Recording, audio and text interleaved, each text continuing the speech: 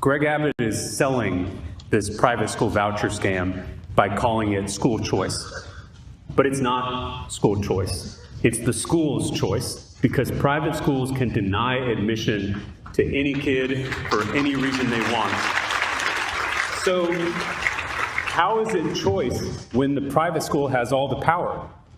How is it choice when a majority of counties in the state of Texas don't have a single private school in them?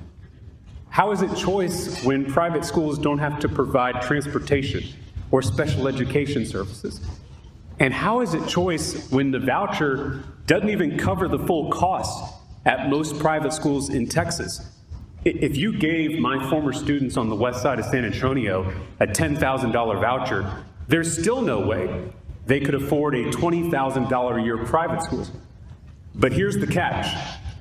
The wealthy parent who is already sending their kid to a $20,000 a year private school is about to get a $10,000 discount, a $10,000 coupon at our expense.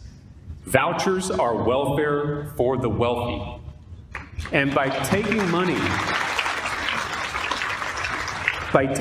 out of our public schools and giving it to wealthy parents who don't need it, vouchers would be a massive, historic transfer of wealth from the bottom to the top.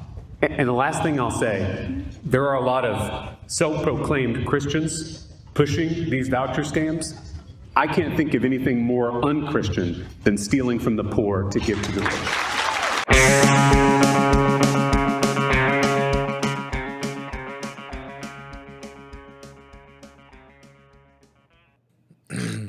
James Tallarico there, Texas state rep, delivering a really great message about a succinct takedown, I think, with requisite class emphasis of what this voucher sort of scam that we're confronting, not only in Texas, but also North Dakota, sadly, is about there. So hello, David. Welcome to the show. Hey, Matt. Yeah, it's a very, very difficult week. Very bad news on the public school front. We'll talk more about James and Tallarico and what happened at the Ledge in just a little bit, but excited to be joined in a few minutes by our good friend Meagan Day, who we always love having on the program and love reading even more. We'll be talking about Tradwives, the Norwegian promise, as well as what's going on with the U.S. economy and why you shouldn't cheer on a recession. It's always wonderful talking with Meagan, and people should be reading her work and actually now watching her videos on More Perfect Union as well. Yeah, a real pleasure to chat with her about her recent work. Yeah. Well, I mean, look, we opened up with it. We might need to dive right into it. The nightmare situation has happened in Texas when it comes to public schools, and this has been something that if you have been listening to me over the past few years, it's been something we've been very worried about because it's become clear that this is a goal of Governor Greg Abbott. Now, the reasons why we'll get into, I'll tell y'all, it's not about providing better educational outcomes to Texas students, but this is something that very much the far right and the donor class have been wanting to see in the state of Texas for a long while. The writing's been on the wall. Just to quickly bring people up to speed, Abbott has made this a priority probably because he wants to run for president and he wants to make sure that big donors are happy with him. And the big question that was going to be asked of him was, why have you not privatized the school system? Because that is now becoming a plank of the Republican Party nationally. And he was going to have to answer, well, I can't force it past rural Republicans. Every time that vouchers have come up in Texas, except for last week, in recent years, it has been sort of taken down by rural Republicans who understand that these school districts provide an important service to their communities, both socially and educationally, but also economically. And as James Tallarico was talking in the cold open that we played a second ago, the fact of the matter is that this school voucher system that they've been pushing is not about providing educational opportunities for poor and working class students. It's about making sure that the super rich who are already sending their kids to private schools can get a discount on that. Now, every time that's come up, it has been shot down by a coalition of rural Republicans and Democrats. Most recently, though, Dade Phelan, who was also who was the Speaker of the House, beforehand, was also the Speaker of the House of the Texas Legislature that brought charges against Mr. Ken Paxton in a very famous trial, which we covered on this program as well. He became the target of a lot of these kind of right-wing pro-voucher, pro-school privatization, pro-school robbery advocates.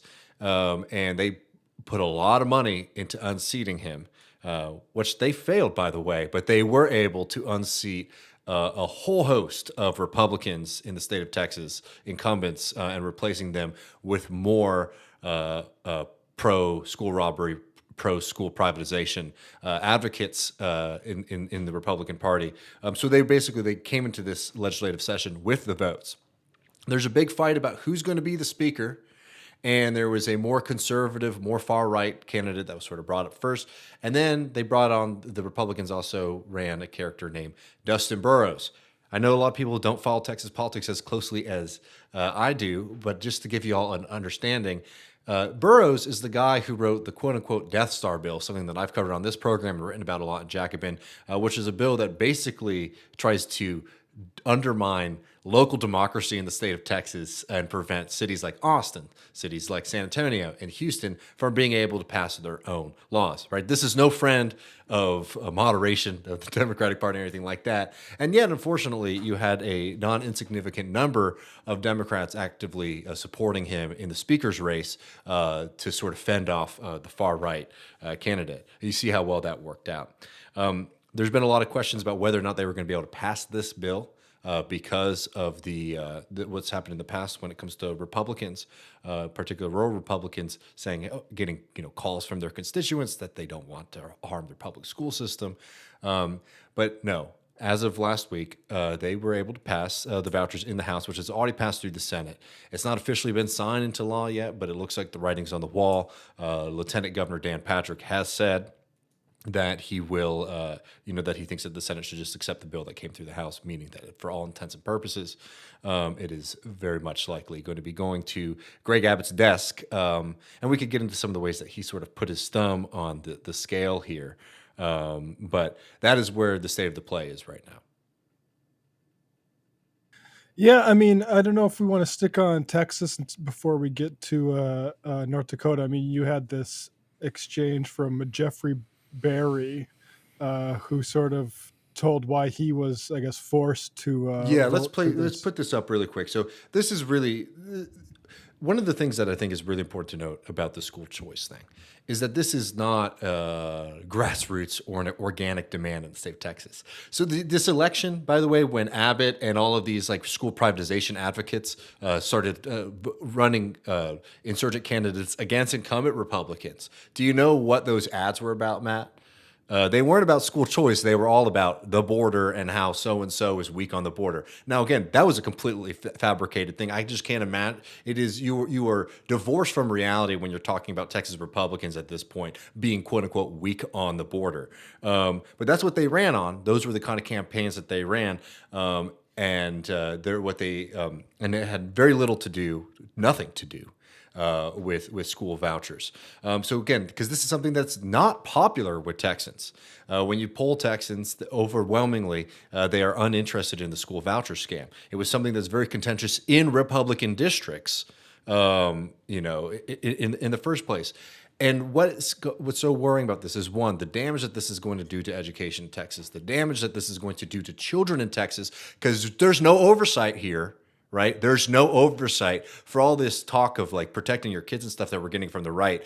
They want people in this state now to send their kids to unsupervised institutions, for-profit institutions. And I shudder thinking about all the horror stories that we're going to hear in the next few years. But anyways, this is not something that's coming from the grassroots. It's not something that's coming from Republicans. This is something that is coming from those at the very, very top and the donor class and people like Greg Abbott. And this is a Texas Republican who voted yes on the vouchers, right? Cowardly, I will add. But this is a very notable thing because it shows just how threatened these figures are. This is Jeffrey Barry on Facebook responding to a comment from a constituent who says, hey, you said you would not do this. You would not vote for vouchers if you got elected. And this is his response back to this woman, Jeffrey Berry, again, Republican alleged member here in Texas. The bill was passing regardless of my vote. If I had voted against it, I would have had every single statewide and national political figure against me, not to mention all of my bills vetoed. The consequences were dire with no upside at all. I understand your frustration and I'm disappointed in the outcome as well. If I would have voted against this, all of my bills and appropriations were at risk. We have some great things we have already done for the district, blah, blah, blah. He also says, another person who said this, I understand your frustration. I'm frustrated too. When the president calls into your caucus meeting, says he will oppose those that vote against the bill, it is a real problem. Did you see that announcement?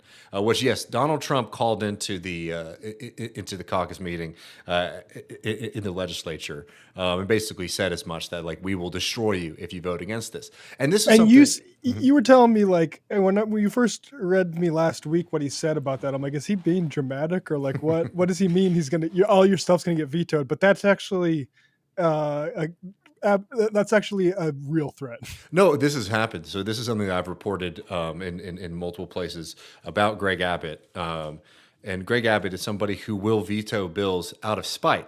Things that, you know, you would never think that they would touch. Funding of an animal shelter, foster kid like funding, all this kind of stuff will shut it down. And as shown, and remember, he's a tyrant governor. He's been governor for a very long time. And you've seen how weak the Democrats are at challenging him. The only people who could challenge him are the Republicans. And he's learned he's going to keep them on an extremely tight leash, right? The fact that he was able to unseat people who are members of his own party, right? Members of the right have every like advantage that you could imagine in politics right now, shows just how strong he has become. And yes, he was directly threatening members of the legislature that they needed to listen to him, not to their own voters. And again, we'll get into some of the damages that come from this, but this is the real fundamental thing, is that we are at a moment in Texas right now, and it didn't start here. You can go all the way back and some of the horrific things, for example, that we've seen with abortion in this state, where the government here is not responding to, an unfortunate for us, but very real sentiment amongst like Texans.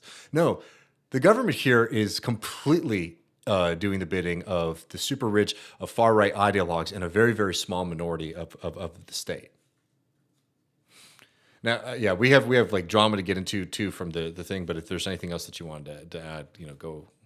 No, by all means. So this is what happens. Basically, you're getting threats to force this through because, again, nobody wants it. A lot of people are making a lot of money. Let's play some of this from James Tallarico, because one of the things that I think is really damaging and dangerous too is that this bill kind of two tracks here. You have the school voucher system, which again is going to take money out of the public system and send it to the private schools, which would be very damaging, obviously, as you see more and more money getting funneled out of the already underfunded schools. Now, there's a second part of, and Texas is a fairly wealthy state compared to other parts of America, but there's a lot of poverty in the state as well. And Texas has not been funding their schools for years. Now, they have created a crisis. We're going to talk about this with Meagan later, but this is how these guys wage war on public goods, popular public goods, by undermining them, defunding them, making them purposefully run poorly so that they can eventually gut them. So for years, Texas schools have been underfunded. They ran a separate bill which will increase the funding for schools marginally, which will increase teacher pay. Hey, these are all great things. That's why a lot of people voted for it. But as James Tallarico gets into it here, this is a temporary situation. In fact, probably set up to cover up the serious damage that's going to be done once the full effects of this defunding system that they put into place. My question to you, and I just want a straight answer. I'm trying to be respectful in my questioning of you. I'd like a respectful answer in return. Will this bill catch us up to 2019 funding levels? That's a yes or no question. I believe that this is a bipartisan effort to close the gap. No. Yeah. I'm going to take that as a no until I get a yes. I want...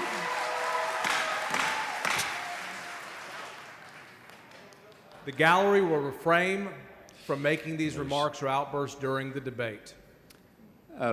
Chairman. No. Yes, there you are, honorable Mr. Decorum. Yeah, I mean, look, what is very clear there is that, yeah, there is no plan for the future of public education in Texas, right? Which is something that is extremely, extremely dangerous, for us to sort of be facing as we are seeing this attempt to sort of pull out, funding from the bottom, through the voucher system, pulling out money from the public system, sending it to the private system. We are also sailing right for another cliff of underfunded schools. And the fact of the matter that they don't even have, after all this money and time and energy and attention that has been put on this issue, Matt, that you don't really have a straight answer on the question about whether or not this is actually going to materially increase funding, I think shows how seriously these folks take it. I mean, he started laughing, Yeah. like after he gave the answer. It's so sick. Like, I mean, it is like the level of shamelessness is just unbelievable. Like this is people's future. This is the future generations of your state, and how they occupy themselves for thousands of hours a year. And who knows how much funding this is bipartisan. I mean, despicable stuff.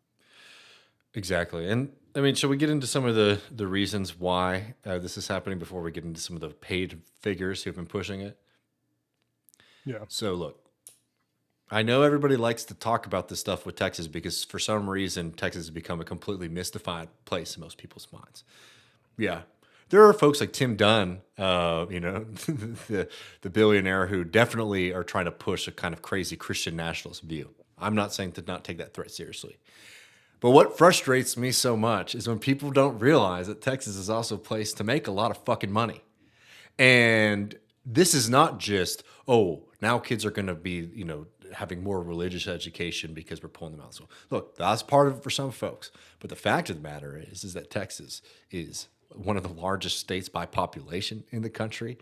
Our school system is in the billions. And that is something that is big dollar signs for wealthy people who want to make a lot of money from this. Jeff Yoss, who is somebody who is who's a Pennsylvania billionaire, big-time GOP donor, somebody who's heavily invested in these school privatization efforts, both getting them passed, and also, surprise, surprise, on the back end as well, right? So there's a whole host of people, these vendors, who are hoping that they're going to be able to make a lot of money by providing certain kind of materials to these schools, by outright owning these schools. Private systems mean plenty of boondoggles for private actors to take our public money. So we still have public money going into the system. We're still going to be paying taxes in the state of Texas. The difference is, instead of that money going to your public high school, right, or your middle school, elementary school, and educating this next generation, it's going to fly off to enter the bank account of some fucking rich asshole in Pennsylvania, right? This is the fundamental thing. It's all about the money. And liberals, unfortunately, I find, get really distracted because they want to talk about Christian nationalism. They want to talk about the Bible. They want to talk about all this kind of stuff. Don't get me wrong. I think that's bad. I get it. But the reason this kind of stuff happens is not because Texas has become more religious in the past 30 years. It's because Republicans have cemented and gained so much control over our government that rich people say, hey, you know what? I need to get some extra money. I might as well see if I can shake that piggy bank down there in Texas, and I'll be able to buy it pretty cheaply. Greg Abbott, he also gave Greg Abbott something like $12 million, right? It was a lot of money. But when you think about the massive returns that him and his friends are going to be able to get from pilfering, robbing our public school system, it's nothing. It's a very, very small investment. And that is the fundamental reality as to why what we're seeing is happening here. And it's why it's happening everywhere else too. Right, and this comes up later in our interview with Meagan about the Postal Service and sort of, what is actually intended in these attacks here. Well, before we get in there to the conversation with Meagan, I wanted to look at one more figure who's been visiting up in your state, Matt, North Dakota, trying to see if he can help them run a similar scam up there. Yeah. He was on Mr. Jordan Peterson's show recently. And this is this kind of figure. This guy is a self-proclaimed, advocate for parents. We'll get into some of his past in a minute. He's somebody who... Does he have kids? I'm not 100% sure. I don't think so. I think he doesn't. I'm gonna Google. Yeah, I think he might just be very interested in children, which is normal. This is him on Jordan Peterson just a couple weeks ago, trying to make sure that he gets some attention while he still can. Authored or co-authored 2 relatively recent books, right? One of these, this is The Parent Revolution, and that's this year's 2024. 2024. Wow, so May, essentially yeah. this year. Pretty recent. Yeah, and then there was another one that you co-authored. What's the title of that? Mediocrity, right? Right. 40 Ways Government Schools Are Failing Today's Students, and it was on the 40th anniversary of the Nation at Risk report, which came out, which basically said that, look, our outcomes are horrendous and things haven't gotten any better since then. In some cases, they've gotten worse, and we spend a lot more money than we did back then. Well, that's better, at least for the people who For are the getting unions, the money. we spend about $20,000 per student per year now, which is about 52% higher than average private school tuition in this country. That spending in the government schools has increased by about 164%, inflation adjusted, since 1970. Have the outcomes gotten 164% better? No, obviously not. But it's because they're not focusing on math and reading. They're focusing on gender ideology and critical race theory in the schools. And if you're focusing on those things and teaching kids to hate your country, it shouldn't surprise us that the academic outcomes aren't getting any better. Yeah, so Insane, by the way, and they're not. As a product of Texas schools, I'm telling you right now, they're not teaching folks about gender ideology and to hate your country. Quite the opposite. Now, it is notable that he's worried about results, and measuring results, because what's going on right now, and very important to remember, is one of the things that the Republicans fought so hard against on the advice of figures like DeAngelis was to make sure that there was no government oversight over those private schools. So if you're worried about math, if you're worried about reading, if you're worried about science education, hey, if you're even worried about what we're teaching kids about sexuality and gender and all those kind of things, there are no checks as to what can be going on in those private school systems.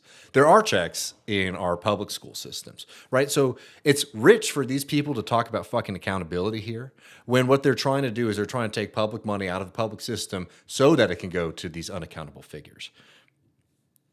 Now, yeah, I mean, it's these people are discussing, and remember, this guy who, is trying to present himself as like somebody who just cares about the kids, right, is not somebody who is doing this just out of the goodness of his heart. He's a paid actor. He's not a father. He's not a parent. Father. He's also paid, Matt. This is somebody who makes his living working for organizations that advocate this kind of nonsense, selling books that push this kind of nonsense. He's not just a good Samaritan out here crusading for these kind of issues. This is a paid spokesperson for forces that want to privatize our schools. And look, I don't want to besmirch this person's character, right? But this might not be the first time in their history that they have taken money and done something that maybe they find odious later, or they regret later. Or they want to demonize later. This is somebody who's been attacking teachers all across the country, calling them all kinds of names, making all these kind of implications about saying who they're they obsessed are, with their past. gay Corey, people. Yeah. Corey D, and he's also an anti-LGBTQ freak, right? Corey DeAngelis has finally admitted to his gay porn past. Yes, friends, I don't suggest you go and look it up, but you can if you want. He is somebody who has done gay pornography. He is admitted to it now, I believe under the name Seth Rose. I'd have to double check that to be sure. And I'm not particularly interested in exploring the issue much further, because this is somebody who has taken money and done something that they then regret later. So I don't know. It's not somebody who I really trust with the future of our children in this state, and certainly it's not somebody that you should trust either. These people are malicious. They're dangerous, and they're trying to do harm to our communities. I don't understand what the fuck is wrong with conservatives generally not understanding that someone is being introduced to your kids who shouldn't be fucking trusted with them. This guy who keeps talking about, just in extreme terms, about public schools think they own your kids and doesn't have a child himself and has, I mean, look, do whatever work you want to do. No shame. But when you later go on to demonize people from a background who you were previously serving with pornography you were acting in. That is freakish behavior. That is somebody who, like you said, would do anything. And was it Robbie? So have you said, like, why won't the LGBTQ community stand up for him? It's not, he wasn't doing it as a gay guy. He was doing it as a whore, Robbie. So that's why. But, just to bring this in, like, I'm so pissed at my home state for following along this shit and not understanding what you had today in the North Dakota Monitor. North Dakota lawmakers advance private school voucher bill and blah blah blah. It's the same old shit about, oh, we think we should have choice and all that stuff. And fair enough, a few Democrats saying with the sort of things Talarico said, but I would just say, like, there is no reason to even do anything other than say, hey, North Dakota public schools, keep doing what you're doing. Since I was there, and even as recently as 2022, North Dakota's school system ranked 8th best in the country. Now, this is by Wallet Hub, but they compiled some info. Found North Dakota was one of the top 10 public school systems in the country. Also found North Dakota 6th in the country in terms of quality of its school systems, tied for 2nd in terms of median SAT scores, although, some places do ACT or whatever. Despite concerns, North Dakota was ranked 1st in the country regarding the existence of a digital learning plan. Some other interesting stats of note: North Dakota ranking 12th in math test scores, 23rd in reading test scores, and 5th in the percentage of licensed and certified. Anyway, North Dakota's public schools have always been very good because we don't have a lot of this public or this private shit.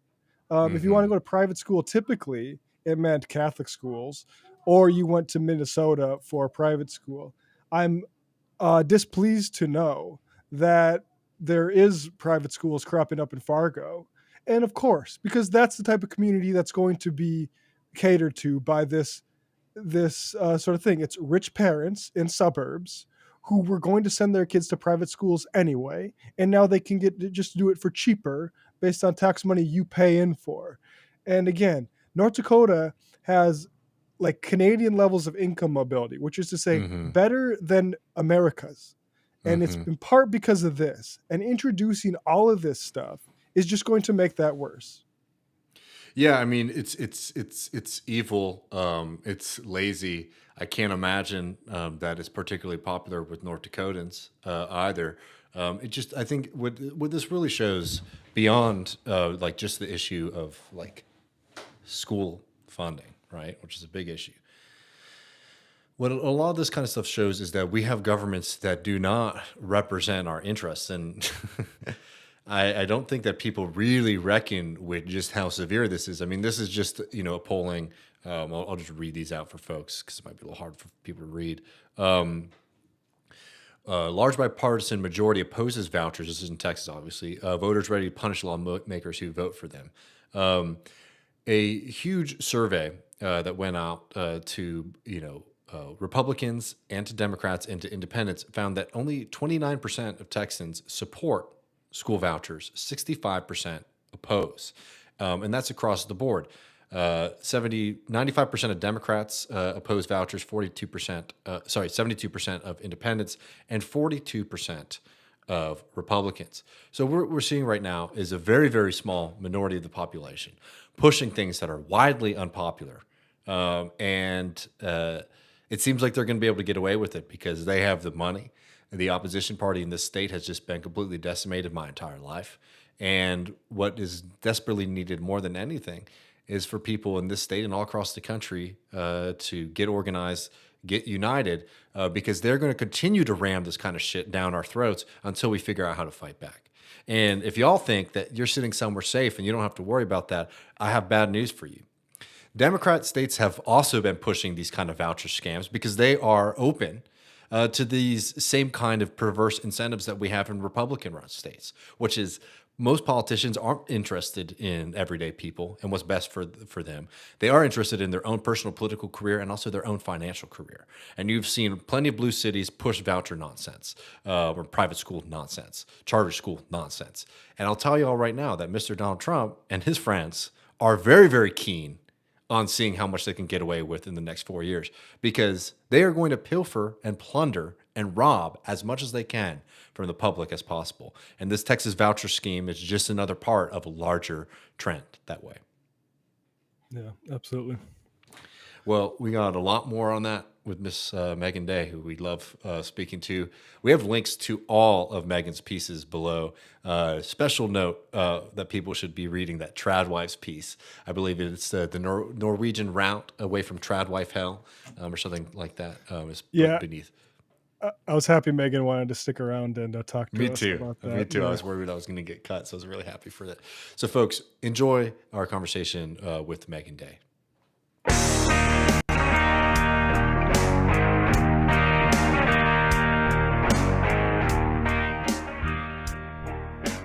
Welcome back, Left Reckoners. I'm Matt Leck. With me, as always, David Griscom. Hello, David. Hey, Matt. How are you doing, brother?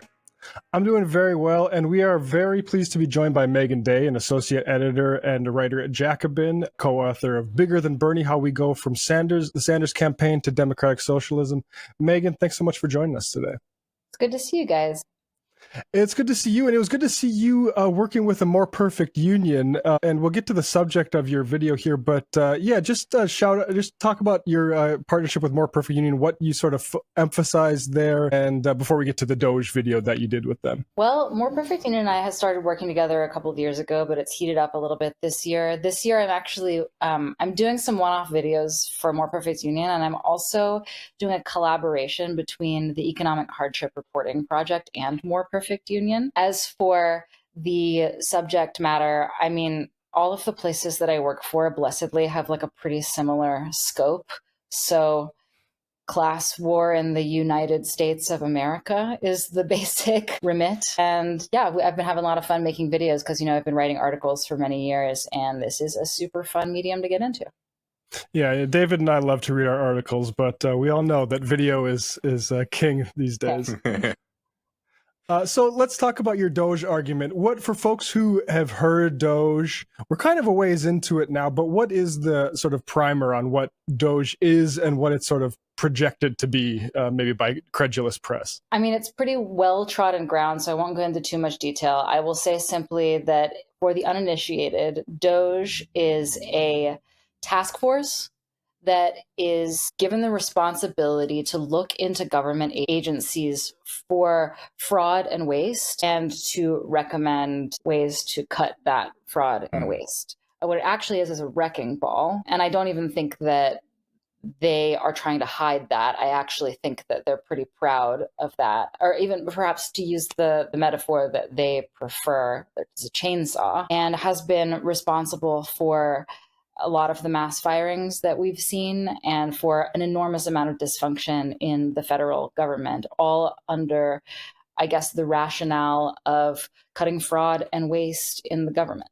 Yeah, I mean, could we talk a little bit about, the privatization aspect here? Because I think that this kind of cuts to the heart of, I don't know, like the importance of like maybe like socialist analysis in politics, because you talk to like a lot of folks about Doge and they're like, oh my God, they're breaking the government. It's so terrible. They're breaking the government. Yeah, sure.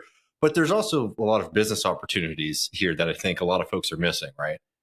Yeah, here's the argument that I was trying to put forward, that because I was frustrated with not seeing this represented enough. Mostly what I was seeing was people going, oh my God, they say that they're trying to fix things, but they're actually breaking things, as though they're like dumb and they are mistaken about how to go about fixing government agencies. Like you said, this is the importance of socialist analysis in action, because if you do have an understanding of the interplay between capital and labor and business and the government and the private sector and the public sector, then you come away with a pretty distinct understanding that the last thing Elon Musk wants is for lots of goods and services to be tucked away in the public sector where capitalists like himself cannot get their hands on them and make the most money out of them possible. And so the capitalist class has no secret is always trying to expand into new markets. Some of those markets are currently under lock and key because they are public sector, because we have decided that we're going to pool our resources and we're going to use our tax money to provide certain things for ourselves instead of letting private businesses provide them to us for a fee. And so it should come as no surprise that instead of fixing government agencies, DOGE has actually appeared to break many public agencies, hopefully not beyond repair, but certainly causing enormous damage along the way. For those who've been paying attention to politics for a little while, this is not a new endeavor of the right. It's maybe just has a new kind of face to it right now. But Grover Norquist was very famous with his quote, he was like, I don't want to abolish government. I just want to shrink it down to the size where I can drag it into the bathroom and drown it in the bathtub. That's what's happening here. You understand? They're trying to weaken public agencies in order to make, first of all, tank their public approval. And second of all, create new market opportunities for private businesses to come in and provide the same goods and services. And if that sounds speculative or conspiratorial, I raise you Elon Musk literally saying that we should privatize the post office and Amtrak, and then DOGE proceeding to partner with the post office to cut 10,000 jobs. So Elon Musk, with his mouth, has said that should not even be a public service. And DOGE has gone and reduced the workforce significantly, a workforce that's already stretched thin. What do we think the real purpose is here? Is it to make the United States Post Office run more effectively and more efficiency, or is it to kneecap it to make it possible for companies like Amazon and perhaps maybe a competitor, perhaps maybe owned by somebody like Elon Musk, to come in and take over the responsibilities of the post office? And we're the left, or the very broad left, is asleep at the wheel here. The Wells Fargo circulated an internal memo that was like, all right, circle the wagons. It's time to talk about privatizing the post office and what the opportunities are for people like us. And this memo was very clear about what the opportunities are, what kind of things you want to do. They actually sort of broke it up into two parts. They were like, all right, so once it gets all screwed up, here's what we're going to do. We're going to break off the parcel service from the mail delivery service. And then when they're separated, they're actually each going to be weaker. And then we're going to attack them one and the other. I mean, they are drawing up blueprints to cannibalize this thing. And so when you see DOGE doing things like cutting lots of jobs at the post office, and you're like, hey, that's going to make things worse, you have to understand that that is intentional. Making things worse is intentional.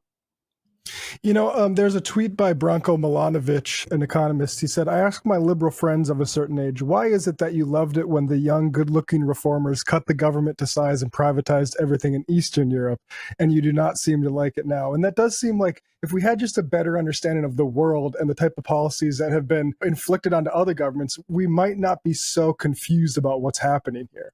I think that's absolutely true. Americans tend to be enormously myopic and struggle with international and historical comparisons. And like you said earlier, also a socialist analysis is really critical here, even a basic social democratic analysis. But in the United States, we take capitalism and private enterprise so for granted that things like this can happen under our nose without us necessarily understanding precisely what's going on. And for what it's worth, the Democratic Party has been responsible for lots of privatization pushes over time. And I think that the fact that there's no real contrast in our politics on issues like these, some contrast, but not a real stark contrast, really muddies the issues for people. I was just going to ask, is that sort of the task, basically? We need to draw that contrast in a way that it's just not being drawn? I think so. I mean, one bit of common sense that I think would be good for Americans to sink in for Americans is just the distinction between the public sector and the private sector and how important that distinction is. I'm not sure that a lot of Americans really even fully understand that difference. They kind of just go about their lives. But Americans in the past have understood it and have fought for us to have things be provided through the government. One example is public schools. Another example is the post office. A lot of the things that we love most about our society are the end result of very conscious struggle to take things out of the private sector and put them into the public sector, or to keep them there. In the case of the post office, obviously it's been around for a long time, but it's been, all throughout that time, unionized workers and people who love the post office have fought to preserve it from privatization. It would be good if Americans really fully understood the difference between the public sector and the private sector. So maybe that's our task as the left, is to be having this conversation and to introduce the idea of privatization into the whole discussion. I'm not even sure that I was reading, The Economist was really obfuscating the issue. That was really bothering me. I think that's what prompted me to to get on this is because they were saying, they're sort of lamenting like, oh, we had so much hope for Doge, but it seems like it's actually just it's not actually fixing things. It's actually making them worse. It's like, this is not a helpful frame at all. And nowhere was the word privatization in that particular that was from the editors, by the way. Nowhere was the word privatization mentioned. Meanwhile, Elon Musk is out there publicly saying that he wants to privatize various agencies. And for the record, he also, it's not about like wholly privatized. Sometimes it's wholly privatizing agencies. He wants to entirely privatize USPS. Mm-hmm. But it's also the case that there are private companies that exist now that when you create gaps in public services, it's not like you don't need those things to happen. So then you have this army of private companies lining up to get contracts, right? And some of those companies are, first of all, he's ideologically aligned in this direction. I mean, he's a libertarian. Like, he is pretty openly and frankly a libertarian, or I think maybe he would be aligned ideologically with Argentina's Javier Milei, who is, I think, an anarcho-capitalist. So he has an ideological inclination to promote privatization, but he also is a business owner, and the businesses that he runs, for example, SpaceX, like, they swoop in when the government fails. So they want NASA to do worse so that SpaceX can do better. They want the NOAA, the National Oceanic and Atmospheric Administration, to do worse in collecting data on the Earth's atmosphere and on the weather so that Starlink can step in and do that instead, because that makes Elon Musk rich and the alternative does not. I mean, I was just going to say, Musk is such an amazing character to be sort of pushing this privatization effort so publicly, I guess, because he is somebody who's just, made a killing off of government contracts. And obviously, like, we know the big ones, like with SpaceX, but even like on the local level, like, since he's come to the Austin area, he's been causing all kinds of havoc. He got a contract in Kyle, Texas, which is a pretty small town, just basically at the edge of Austin, to build like a train or a tunnel system underneath the town. And for anyone who knows anything about the Boring Company, it's a company that really doesn't do much other than drill holes on this small parcel of land that he bought in Bastrop County. Anyways, they gave him hundreds of thousands of dollars to build this tunnel system. And then they do a feasibility study, and every engineer says this is impossible. And then his company just stops talking to them. They just take the money that they got from the contract, and they have just refused to talk to them for years. What I'm saying is, like, this is somebody who, on the other side of it, knows how to sort of grab money from the public sphere and just put it into, their bank accounts. And it'd be interesting if he was maybe saying, like, I've been a bad guy now, I'm, trying to fix the problem of of rich people sort of stealing money from the U.S. government. But it seems like, no, he's just sort of blowing up like well-functioning, public services. I mean, he would like to create a kind of capitalist Wild West in every arena and sphere of our society. And the cleverest and most alpha and most domineering person with the most leverage wins. I will say that, sometimes government agencies don't run in ways that we would like them to. Sometimes they need improvement. A lot of times they just need to be funded better, frankly. But there are many cases in which that's not actually true. Things are not organized correctly. The workflow is not correct. There's weird duplication, things like that. But that those agencies remain democratically accountable in that instance. Like, we argue about them, and then we talk about it on TV, and then everyone gets mad and has different opinions about it. There is no conversation like that about what to do about the Boring Company, because it's not ours. So we can't do anything about it. So that's the thing, is like, it's not like it's a cakewalk to bring to bring services and goods into the public sector. Like, think about public education. It's a matter of continuous, roiling, fraught debate, but it is a matter of debate. And if, for example, we were to dissolve public schools and have only private schools, it would no longer be a matter of debate. It would be a matter of consumer choice. If you don't like it, go somewhere else. You're not going to be able to make decisions about it. You're not going to be able to weigh in about it. And this is why some people, I'm not sure that I agree entirely with the analysis, but this is why some people talk about us exiting a phase that's recognizable as normal capitalism and entering a phase called techno-feudalism. Again, I'm not sure that I think we're still very firmly planted in capitalism with all of its class power relations. But you can't deny that somebody like Elon Musk is very openly projecting that he would like a society in which everything is provided by miniature fiefdoms ruled over by tech monarchs. Somebody like Curtis Yarvin also very openly advocates for this kind of thing. And I'll also mention, while I'm here, in terms of like yeah, he's not shy about the privatization thing. It's amazing how few people have actually caught on. That's what's really sad about it, is that he actually outright says this, and the entire liberal chattering classes just scratch their heads and go, why is he making it worse? He said he was going to make it better. Maybe he's dumb. Like, which doesn't work. I'm sorry, when they spent the past decade plus talking about super genius Elon Musk, right? When he was like seen popularly by like folks on like the left liberal side because of Tesla. All the talk was about the super genius. They were putting him in movies, right, as the embodiment of that. 100%. And like the Economist op-ed, the editorial like letter that I mentioned was basically kind of like wound its way to talking about this as like a story of like, he's a genius, but he's been blinded by like power, right? He's like he's a genius who's drunk on power. It's like a Greek tragedy to watch this genius like fall his Achilles heel or whatever. It's nonsense. So that's how they're kind of trying to square that circle. But really what's happening is that he knows he can talk about this stuff in public, and the right people will hear it, and everybody else will not really even know what the hell he's talking about, because we don't have a language around this stuff in the United States. And also another thing is that, okay, so I was listening to an Irish podcast, and there was like an American sports commentator on there, and they were asking him like, they were like, here in Ireland, everyone knows that Conor McGregor is like a horrible rapist. Like, why do you continue to celebrate him in your country? What's happening? And this American guy was like saying over and over again, like, it's really hard for me to explain this to you, but this is a really weird time in America. It's a time characterized by a profound lack of shame. I've never seen anything like it. And that's what I think about Elon Musk too. I mean, there's just like, he's not this thing that you just told me about with the Boring Company. Like there's this sense that you can just get away with a lot by like not apologizing and not backing down and just plowing ahead. And that seems to be a kind of cultural ethos that's really valued on the right now. So he's pretty open about his power grabs. Last note on Doge, I just can't help but keep drawing the comparison between the Truman Committee during World War II, where Harry Truman got a lot of like political credit because he's going around to factories of contractors saying, hey, you can't send planes to a flight school that are going to fall out of the sky.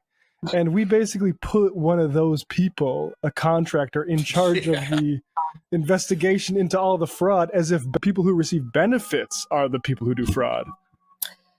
Yeah. That's a very good comparison, or a contrast rather.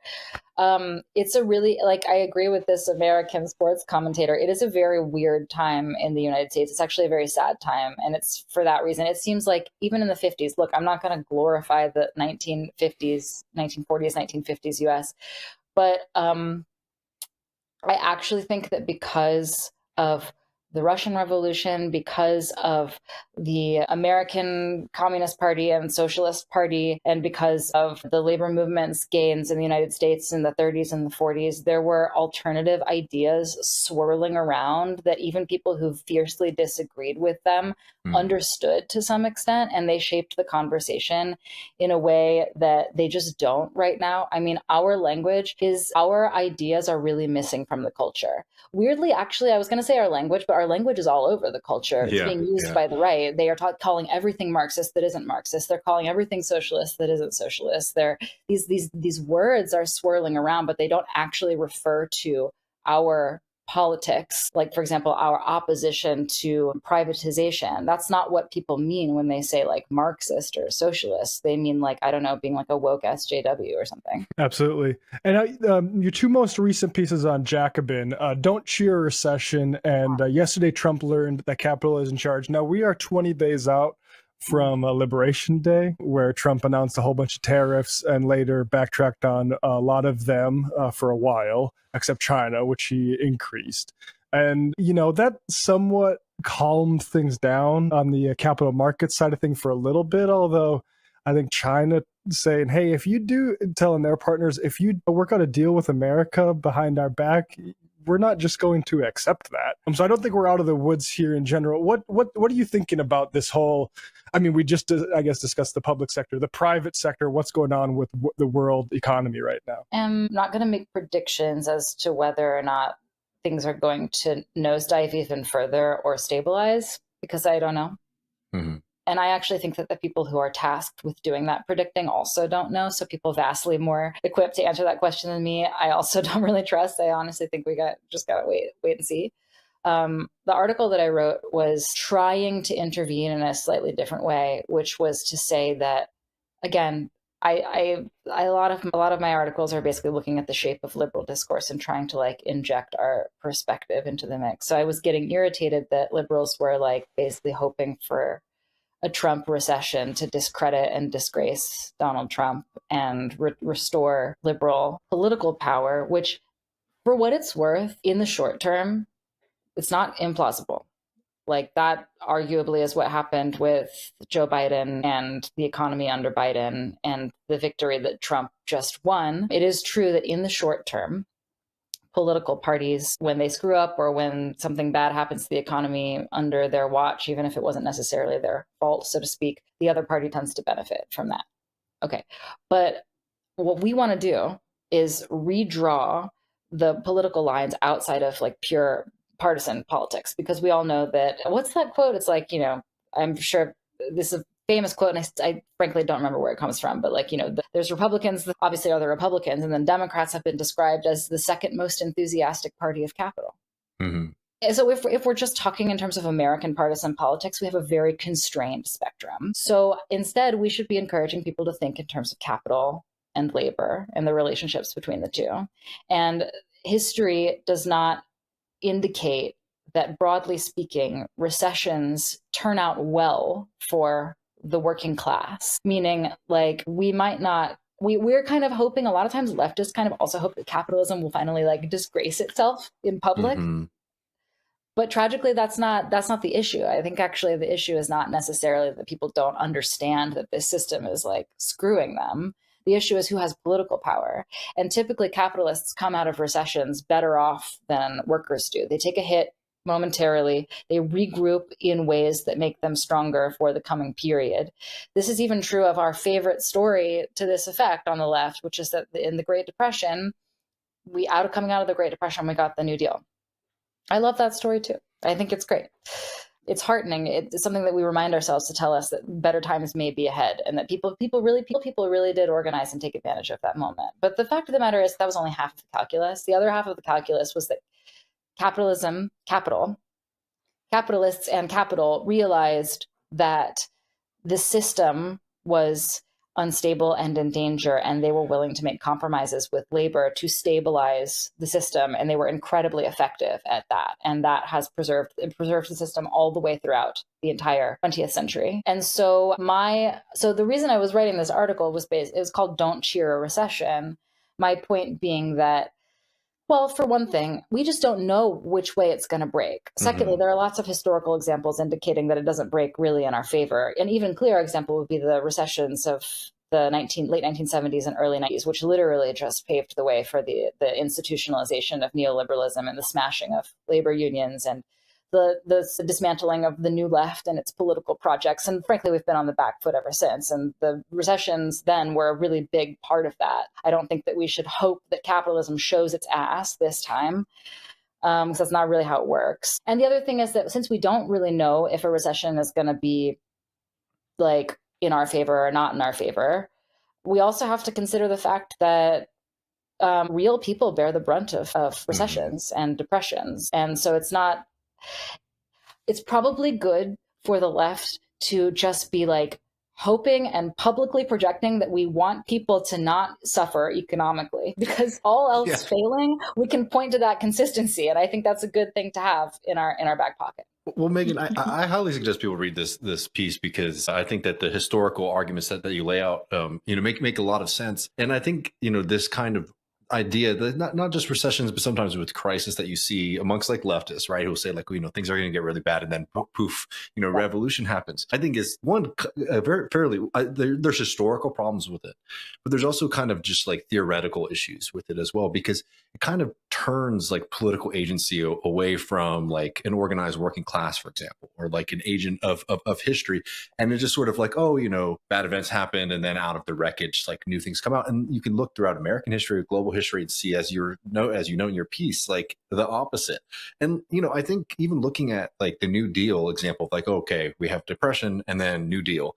I mean, that skips over literal, decades upon decades of like labor organizing. If anything, like the New Deal is like a response to the political crises that the capitalist classes faced after like the 1890s, after the Panic of 1907, right? Where they saw, oh man, all these workers are getting really, really militant and, causing a lot of trouble. We need to do something to kind of stabilize this kind of system. And that's something that you miss if you just sort of create like, oh, if Black Monday doesn't happen, then And I just want to jump in real quick. It's funny to have this sort of hypothetical of looking back to like 1929. We have 2000, and the Democrats were in power, and they said, "Hey, Citibank, what do you need?"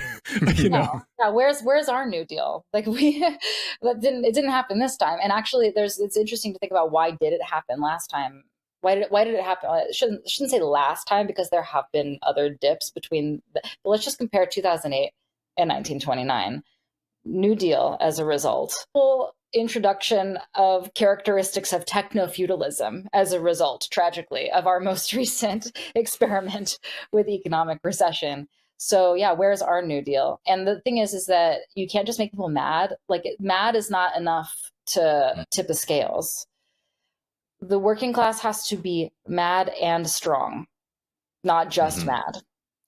Actually, I'm going to refine that. The working class has to be mad, strong, and clear-minded, like have actual class consciousness. Those are the three ingredients. And if you don't actually have one or two of those ingredients, then actually what you get is a kind of what we've seen now, which is like a rise in anti-establishment feeling that seems to be easily diverted into like a million different directions, frankly. So in that sense, you could argue that another recession would actually just like turbocharge right-wing faux populism and maybe like nativist sentiment and other kinds of reactionary ideologies as a response, because we don't have a strong labor movement. We do not have a high level of class consciousness.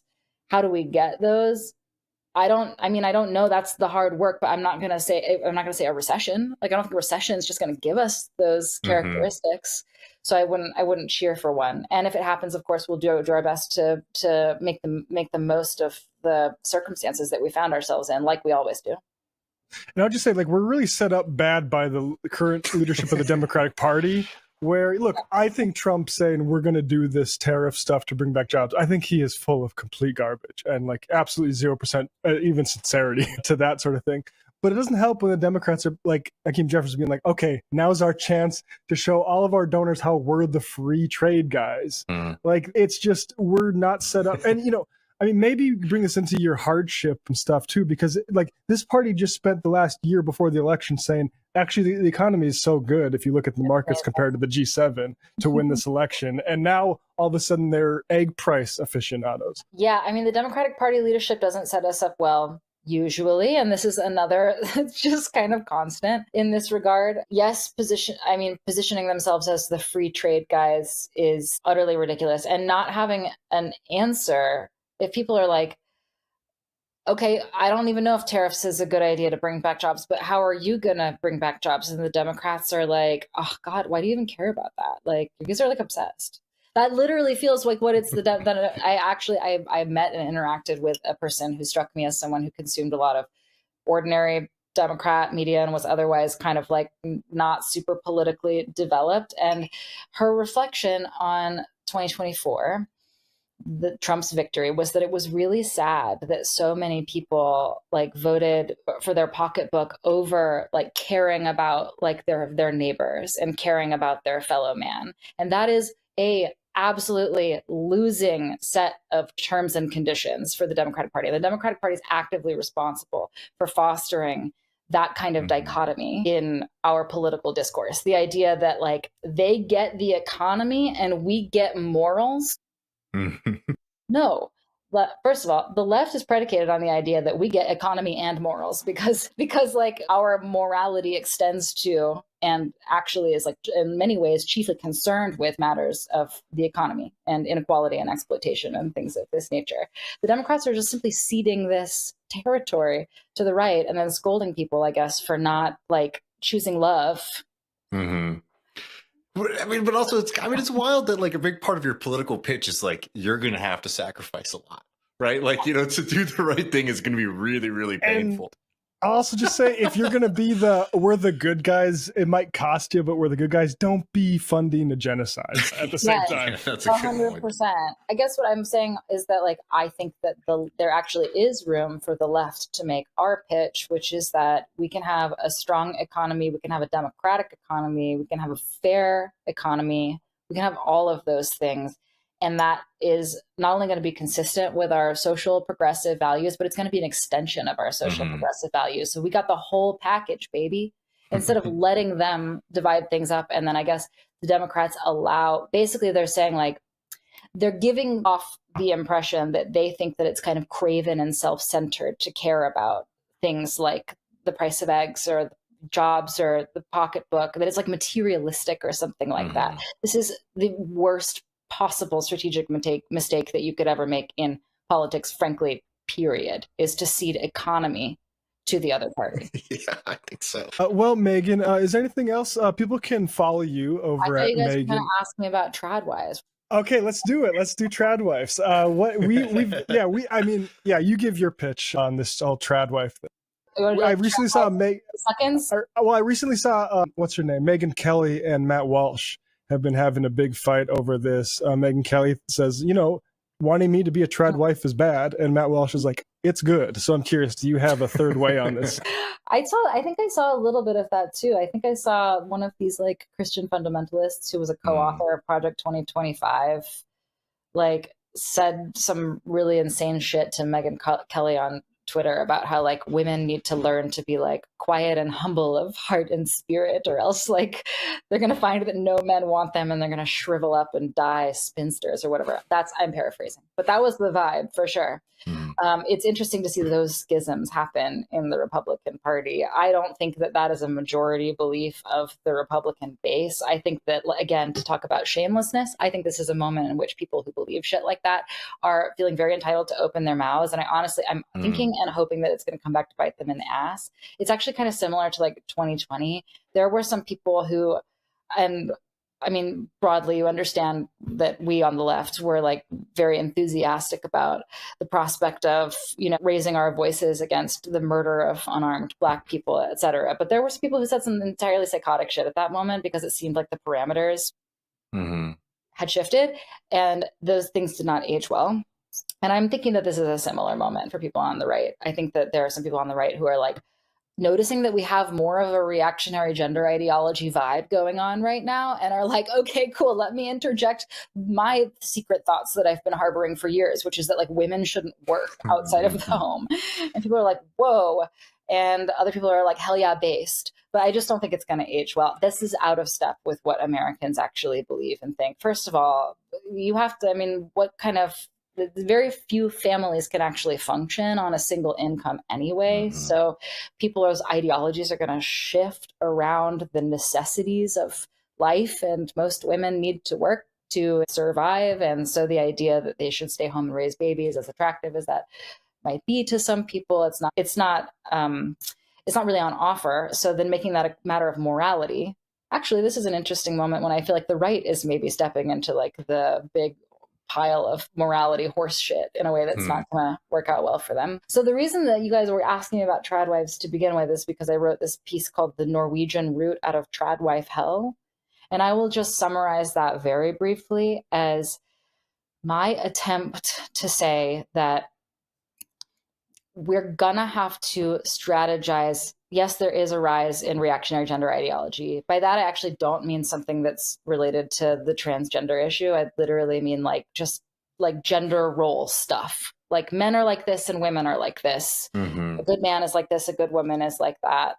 It feels, I'm sure you guys feel it too, it feels different in this moment than it has felt any other time that I've been alive. It feels like shades of my high school experience, but like way turbocharged. Like I had a very sort of like red Solo cup kind of high school experience, you know what I mean? So I'm familiar with like certain gender bullshit, but like this feels way turbocharged. And so we have to figure out a way to get out of this, because this is bad. And it's bad for women. It's bad for men. it's a horrible distraction from things that women and men need to unite on. And how are we going to do it when the moment for, I guess, political education on cultural issues is like so deeply over?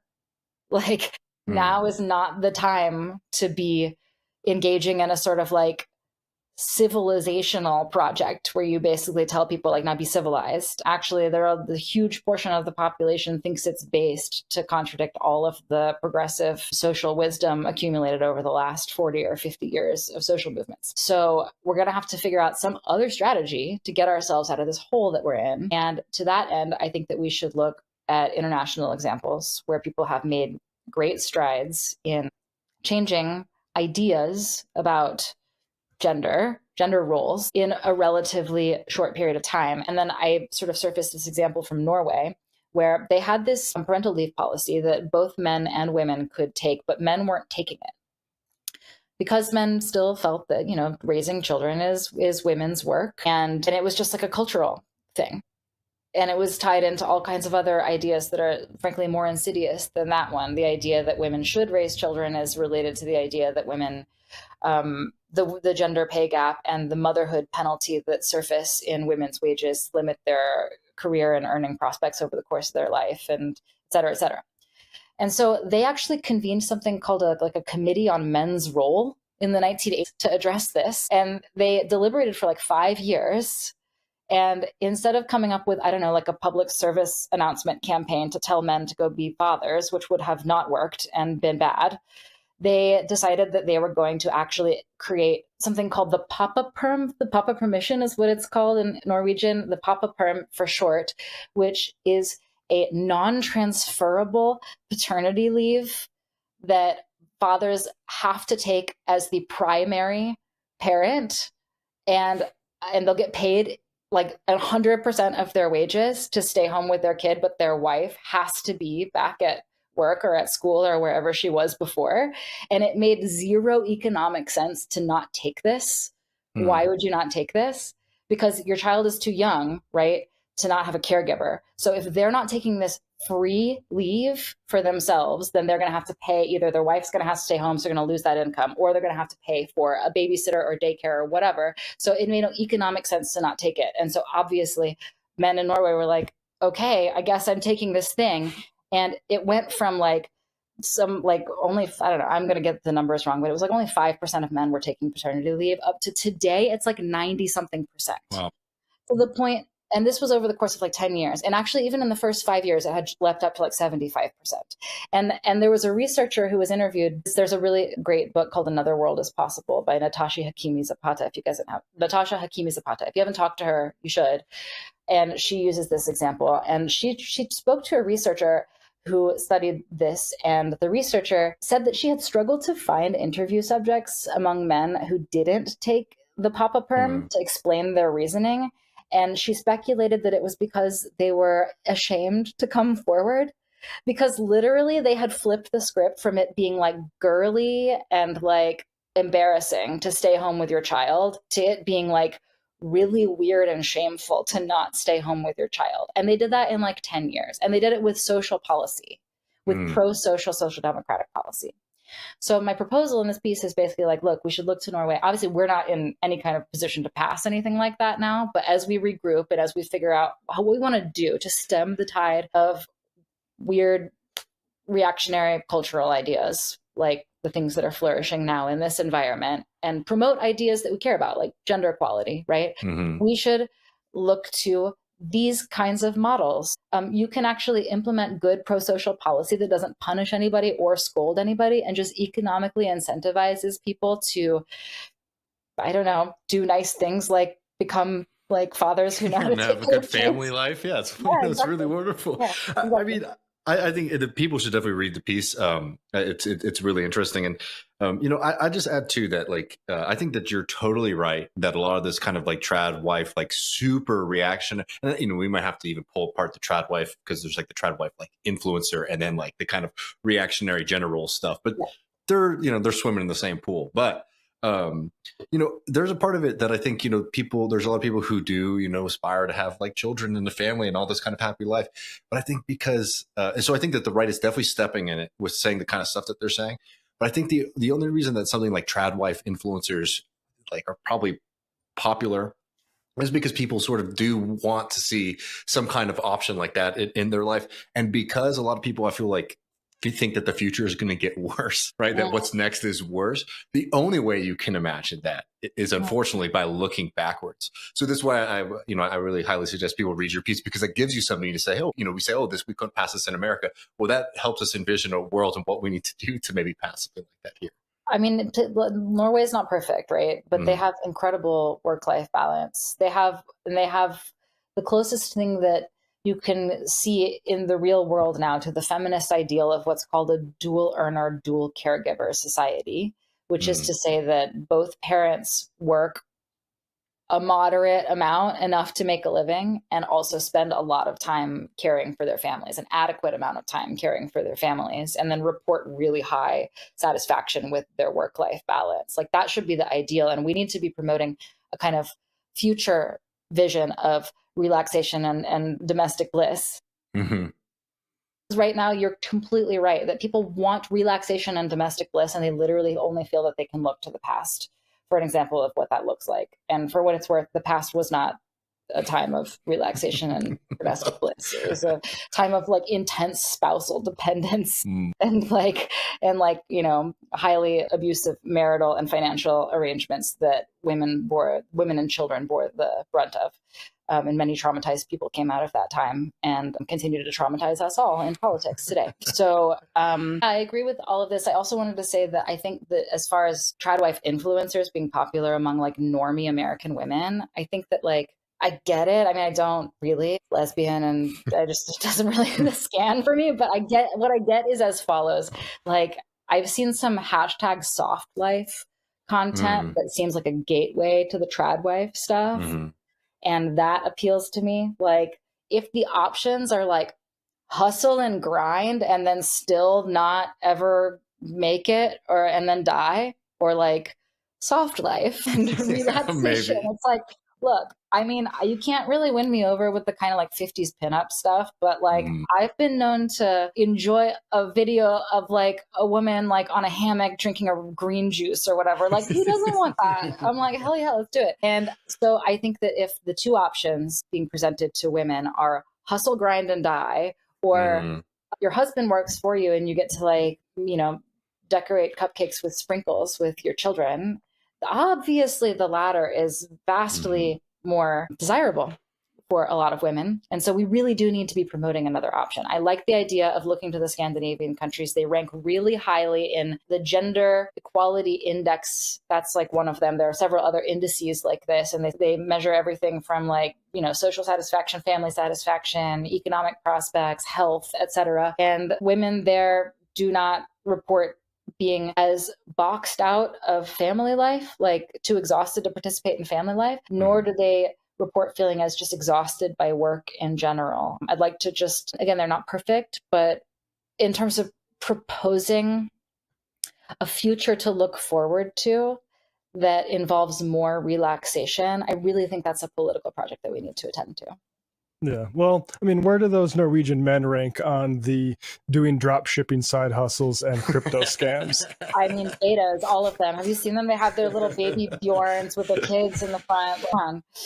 Like, exactly. We gotta be adding to the economy, folks. They actually they also do more housework. I mean, there are like surveys on this, and like Scandinavian men do more housework, which is like, as we all know, cuck behavior and profoundly embarrassing. Well, I will just say they're having they have a big barbecue festival here in Texas, obviously, and it's worldwide. And there's a lot of really great Scandinavian pitmasters now. So maybe they're toughening up. They're learning how to barbecue and also doing a little laundry on the side. So that's good. I'd like to see a Swedish man barbecue with a baby on the front of his body. Yeah, there we go.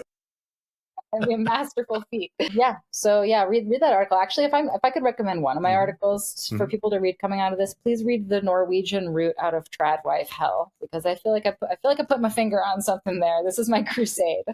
Hell yeah. We'll have that linked in the show notes along with the other ones. It's at Meagan K. Day on X, the Everything app, Twitter. Are you on, what other social media should people follow you on? No, that's it. I That's it. can't All believe right. that's it. I mean, there's like, yeah, I don't know.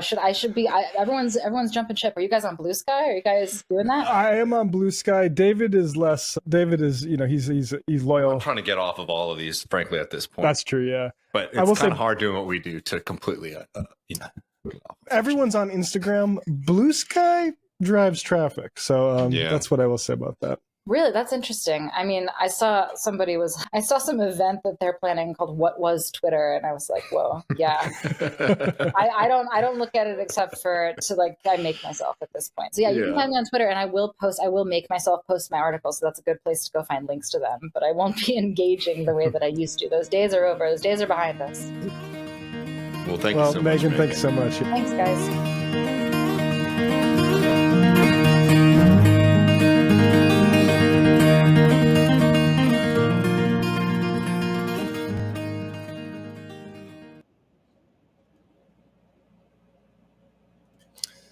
Yeah, that was great. Well- We got to do that more often with Meagan, honestly. I know. No, it's really a lot of fun. Man, well, damn, it feels like so much was left unsaid. Yeah, I mean, let's do a little quick update. So Ed Markey on this detentions situation we got with political prisoners being made before our eyes. A congressional delegation is visiting Mahmoud Khalil and Rumesa Ozturk in Louisiana detention centers, led by Troy Carter of Louisiana, along with Benny Thompson of Mississippi, Ayanna Presley and Jim McGovern, and Ed Markey of Massachusetts. Here's Ed Markey with a video. Hello, I'm in Boston, heading to Louisiana to meet with Rumesa Ozturk, a young woman who has been unfairly targeted and caught up in the chaos of policies rooted in fear and division. Her story is one of strength, but it's also a stark reminder of how the Trump administration has turned its back on some of the most vulnerable amongst us. Rumesa shouldn't have to face this, and neither should anyone. They have no evidence. They've made no charges. I'm here to listen to her, to stand with her, and to ensure that we push for the justice which she deserves. This is about all of us, and it's time we demand more from our leaders. I'll be standing with Rumesa this week, and I'll be fighting to make sure that the injustice she's faced is never allowed to happen again, and to make sure her story is heard.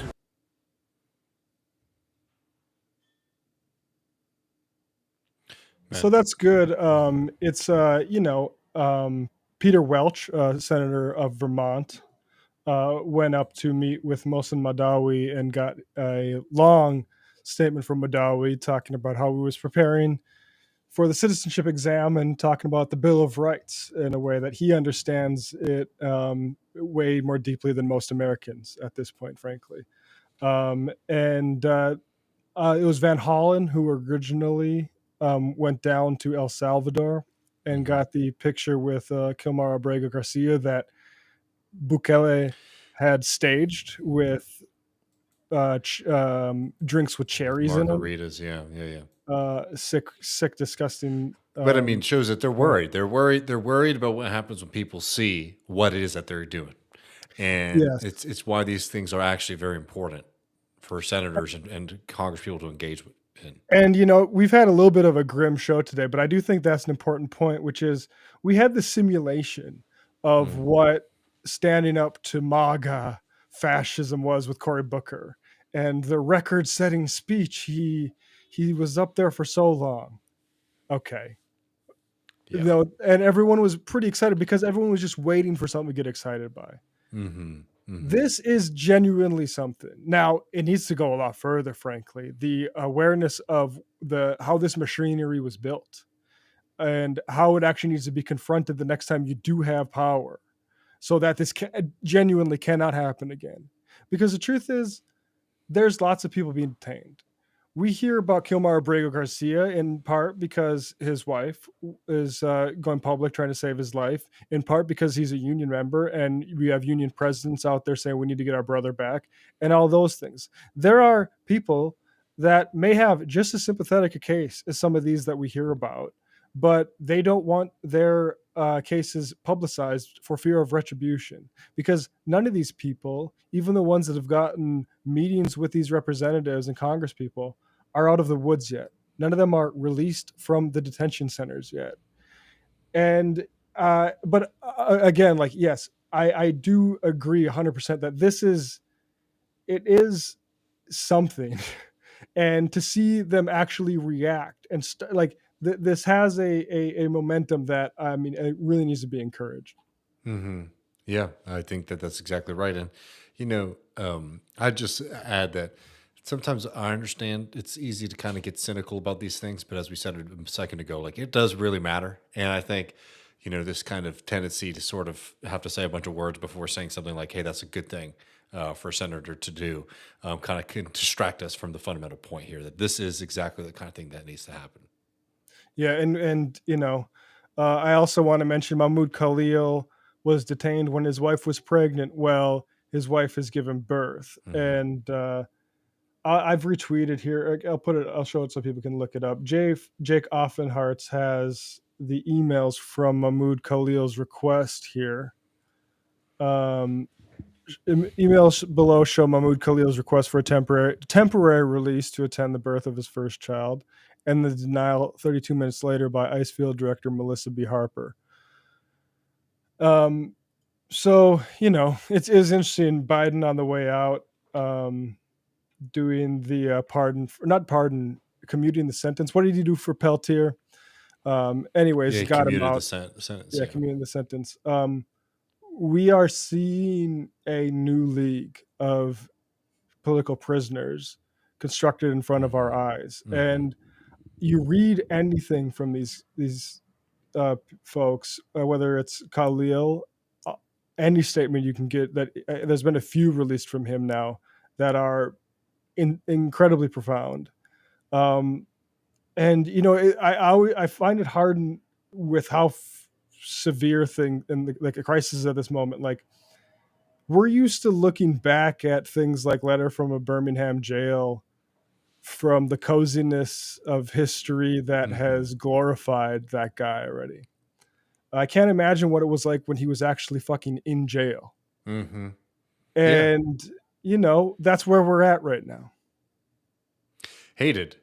I mean, there was an entire project, to whip up anger and fear against him, which is, exactly what you're getting at here, is that people think that history feels kind of clear in the moment. And it does if you have a decent moral compass. But like, this is exactly something that I'm sure, no doubt about it, looking back, in the future, people are going to be horrified to see, certainly the disgusting oafishness of the right, but frankly, the cowardice of Democrats on this issue. The craven complicity, even. Yeah. There is a new quote from our anti-Semitism envoy. Remember the woman who last week said she just agrees with the tact of Trump and all this stuff, and nonetheless appreciates Marco Rubio as a fair person here. A former guest of the show, Seamus Malekafzali, has this clipped off. I'm not sure where this interview is from, but the interviewer asks, you can judge him about, say, tweeting happily about people being sent to a horrific prison in El Salvador, right? Now, I'm not sure who he is in that, but Deborah Lipschitz, the anti-Semitism envoy to Joe Biden's senile ass, says, look, there's no reason. Look, when you take someone off the street who's not supposed to be taken off the street and you deport them, you make a mistake. I come from a tradition and a personal belief that when you make a mistake, you say, I made a mistake and we're going to fix it. And that's disturbing. Very helpfully, the interviewer says, they may not care that they made a mistake. That's the issue. Deborah Lipschitz says, off the record and not for quotation, and then parentheses, goes off the record. The interview comes back saying, is there a reason you don't want to say that on the record? And she says, yeah, I don't, because I'm still, I don't want to give people the chance. There's some people I know, including good friends of mine, who suffer from what the Republicans would call, Trump derangement syndrome. Anything he does is bad. Look, he moved the embassy to Jerusalem. So I give him credit for that. Yeah, I'm sure I you do give him credit for that. I'm not going to say just because it's the Trump administration, it's bad. Well, I will say, Deborah, you are bad. That's why you can't understand it. That's why this is like some sort of magic eye puzzle and you're colorblind on it. Like, you're bad. You are bad. You are as bad as Trump. Despicable folks. That's the anti-Semitism envoy. I mean, what fucking chance do we have? It's crazy. I mean, it's just crazy. I mean, it's amazing the career start that the Biden administration has been for. I mean, not career start, but like the home, the characters who are crafted in that world in the Democratic Party really is an incubator for some of the more despicable folks out there. Did you ever see the video of Cory Booker being ridden by Rabbi Shmuley? Like, this is the most fucked up thing. Yeah, I mean, it's crazy. What else could you say about this? This is the kind of thing that, like, it will make your head spin. And you don't even need like conspiracy theory stuff. It's like there is literally like a very clear force here at work, and it's crazy to watch a now sitting U.S. senator and this this religious fanatic.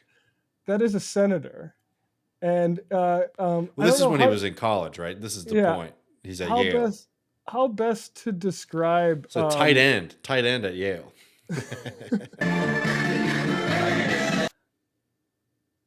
How best to describe Rabbi Shmuley? Like, Rabbi Shmuley is the insane guy who like is constantly like taking pictures with Tulsi Gabbard.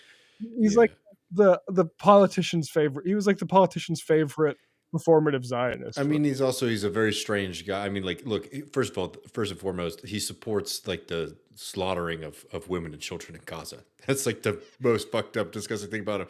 But he also sells sex toys with his daughter. Well, yeah, that same daughter was the one that at the beginning of the like October 7th, post October 7th Holocaust, she was listening to the sounds of bombs falling and as if it was rain. But the difference is the difference. Here's the thing. Most people understand, like, if you were to see a video, for example, of, let me think, I don't know, of Ted Cruz, like dancing with like Jerry Falwell, or like doing the limbo with Pat Robinson, right? You'd be like, ooh, that's gross. Those are some nasty religious figures that he's spending time with. And this is what we're seeing right now. It's like, it's treated as normal for Cory Booker to be doing this kind of freak stuff with an apologist for mass killings.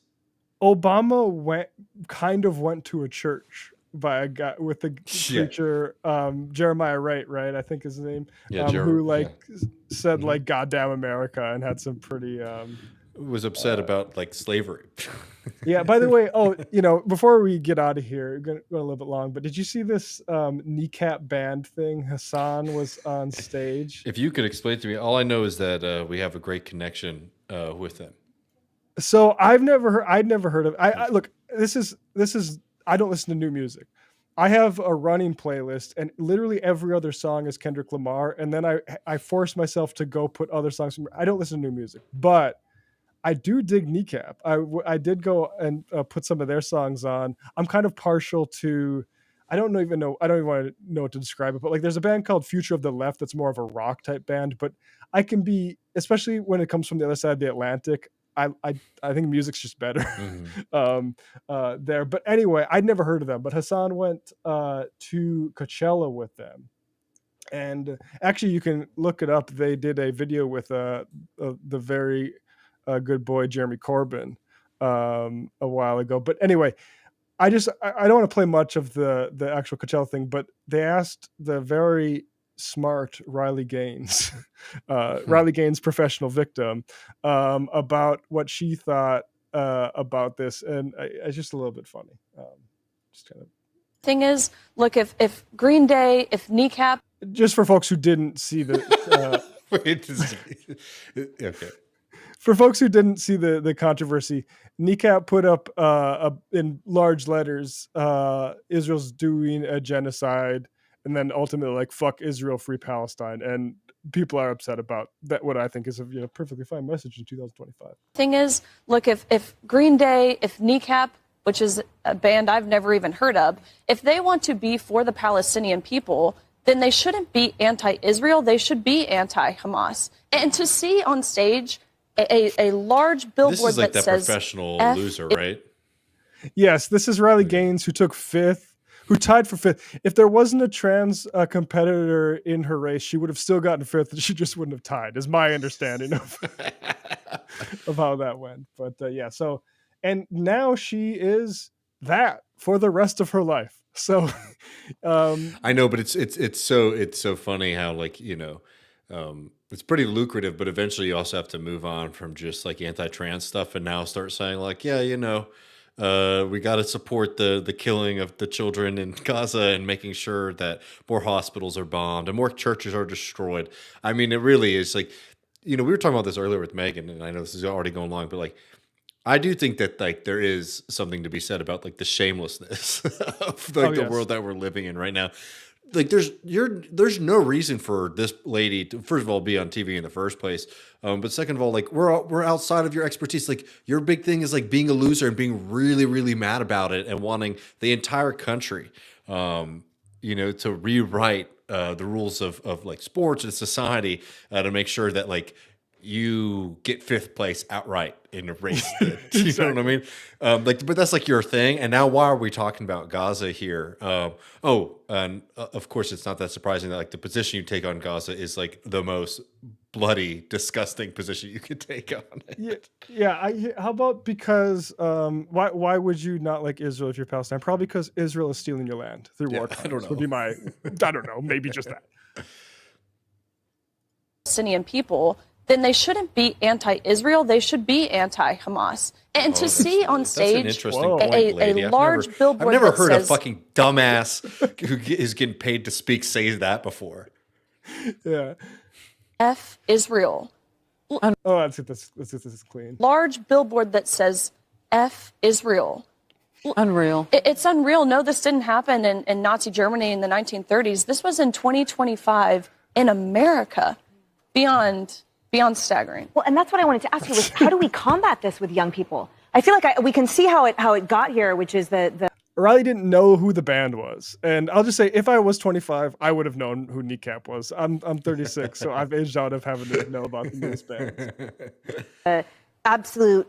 But how do we combat it now? How do we turn these young people around? Come in fifth. Well, I think we have to remove these activists from these authority positions. Yep. I think that's the best word for it. We've seen these rogue activist judges. Of course, that's been pretty heavily reported on. A judge said, Kneecap, you get the south This stage. is a new one. What is he talking about? I mean, this is the loser ideology. Look, y'all have had a lot of power. You know, I mean, Trump is the president right now. Trump was the president just one cycle before. Had a lot of opportunities to fill the judicial system with all of your boys, and you're still losing to radical left judges. I don't know. It kind of sounds like a sucks to suck moment. These damn judges should not have let Hassan take the stage. It's the best word for it. We've seen these rogue activist judges. Of course, that's been pretty heavily reported on. People are beginning to open their eyes, but these activists have infiltrated into academia, these large, prestigious, at one point maybe considered prestigious academic institutions. We have to remove them and, of course, reinstill the values of education. I mean, it's really as simple as that. I love it. I mean, look, just it's good. It's good for America to have these kind of people being like the paid propagandists. Like have like the bumbling fifth place moron make the case to the American people about why Israel should be able to kill folks, right? I mean, it's like those are the folks we want in those positions, or losers, professional losers like Riley Gaines. So just to understand her argument, when she says academia, she means that the anti-Semites at Columbia, right, and Harvard, but are the judges and our Kneecap, right? That's what I'm trying to think. Like, because those are. We're talking about Coachella, right? Yeah. We're not talking about deportation flights. I don't know what she's talking about. So why? Coachella used to be great. Coachella used to be great. Now it's just filled with Harvard grads. Now it's filled with Kneecap is grads. Irish. I think maybe that. I don't know. But I look forward to she can be the voice of her generation. Yeah, that's what I'm saying. Put her up there. Run for office. Hey, only 40 more years of playing a victim, and then you can retire, Riley. So, God, it really, how they pick these people really is a beautiful and amazing thing, folks. I feel like there's so much more to say. There is more to say. We're going to be going over the post game, patreon.com/leftreckoning, where we got some more fun clips that we're going to be reacting to, and also taking your questions. I know there's a lot of things that we weren't able to cover today, so we'll be able to get all of that. Patreon.com/leftreckoning immediately after this. Yeah, including what if you could talk to girls in a delayed, leggy fashion, but also be burning down the Amazon rainforest at the same time as someone tells you Cyrano de Bergerac style what to say. What is the best way to trick a woman? So we're going to be talking about. You won't want to miss it, folks. Come over, join us in the post game. Thank you so much for watching and hanging out with us. Thanks, Meagan. Go and read all of her work. There are links below to do that. Post game, patreon.com/leftreckoning. See you there.